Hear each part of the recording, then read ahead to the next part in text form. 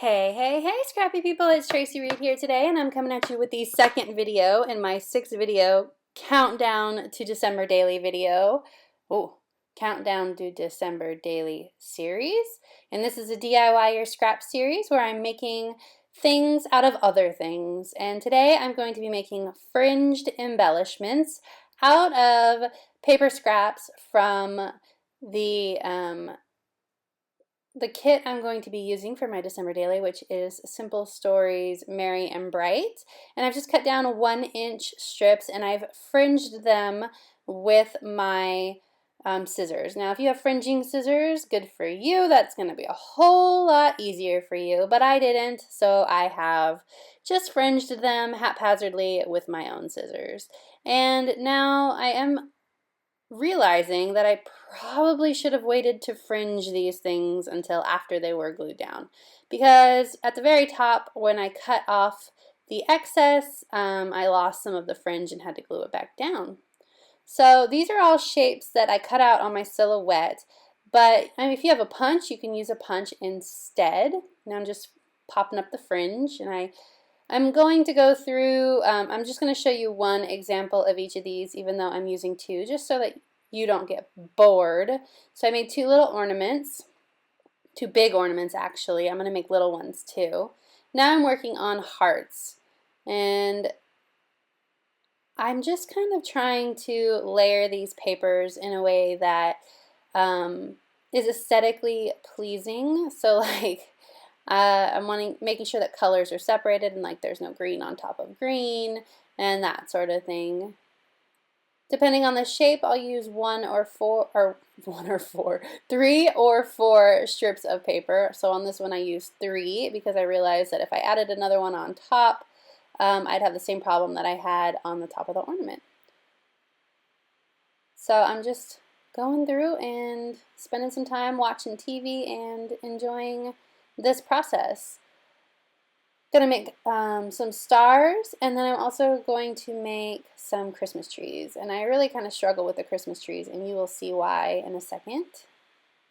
So when I cut that fringe off, I realized that there wasn't a lot of fringe on the bottom anymore, so I'm just kind of re-fringing it and popping it up.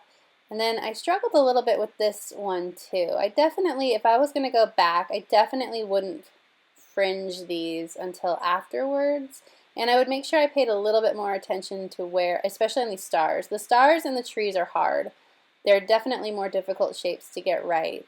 So I would probably have moved up that red stripe paper a little bit more so that it covered up the top or the bottom portion of that top point a little bit more, because the way it came out was a little bit wonky.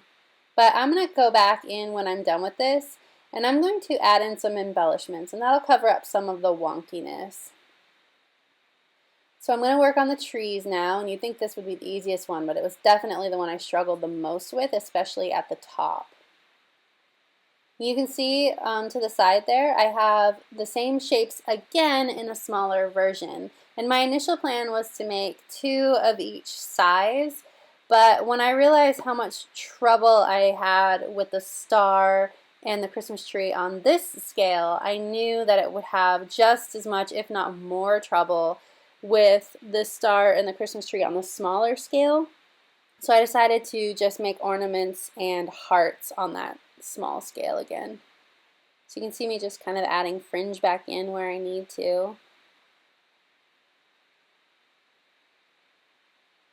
I'm just trimming as I go along. This process is just a lot of trial and error and not being afraid to get in there and experiment a bit with what you're doing and not being afraid to make mistakes and, you know, losing fringe and having to add it back on. I'm going to use some liquid glue to hold some of this down because it's really struggling on these trees. You can see how much harder this tree was to put together than the other ones. So that's why I decided to forego it in the smaller size.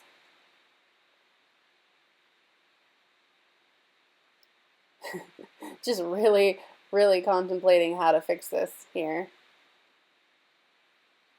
There we go. It's like wearing a little skirt. So I've got all of my big ones done now, and I'm going to move on to the little ones. I'm just going to do a couple of those. So I even pull the stars out because I haven't quite decided at this point that I'm definitely not going to do the stars. In fact, I try to do a star and it doesn't go well. So this time I cut out 1/2 inch strips for the smaller scale. And I did not fringe them before I put them on. So you can see me going in and fringing them now. Definitely needed a more delicate touch with these smaller ones.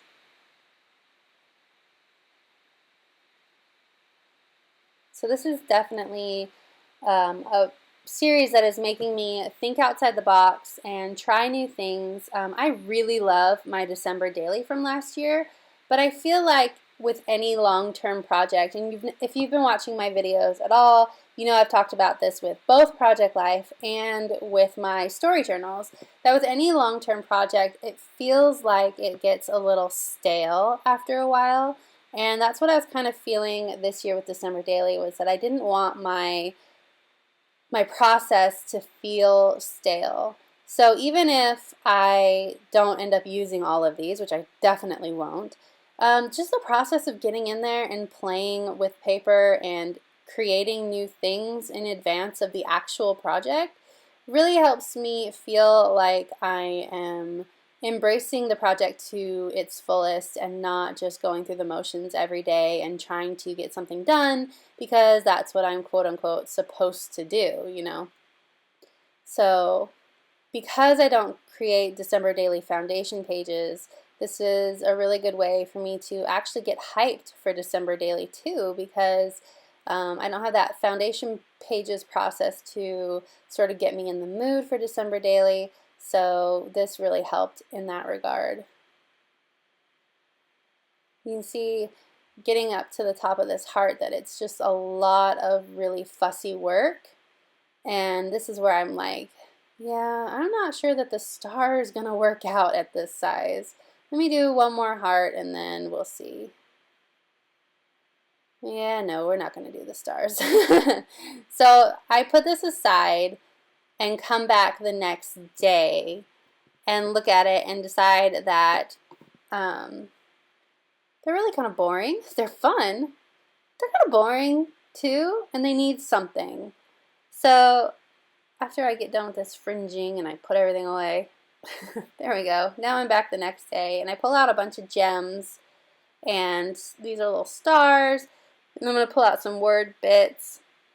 I pull out some extra stickers too, but I didn't want to get too crazy on these embellishments because they already are heavily patterned and quite busy.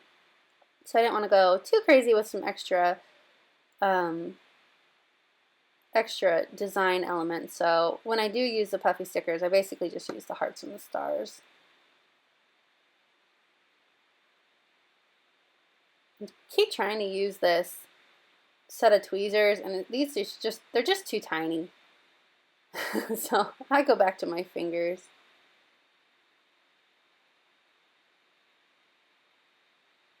Picking out some more word bits. I really like the concept of the little word stickers on these. I think that's really cute. I want to take some of these gems and sort of create a Christmas light effect on one of these trees. So after I'm done with this, I'm going to start that. This is fussy work, people. I have all these little red gems from the Cocoa Daisy kit last year. I had tons and tons of them, so I'm going to use those to decorate the Christmas tree. There we go. So I decided to go with this one. I'm just going to sprinkle them everywhere randomly so that it doesn't look too patterned.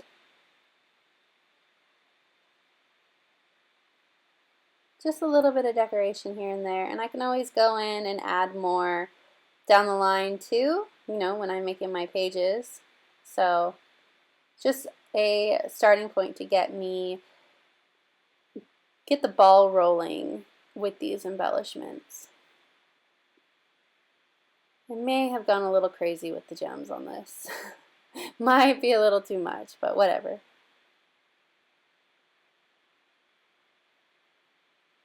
I'm going to add another word strip here, and then I leave half of them blank so I can change them later, or so that I can just leave them the way that they are.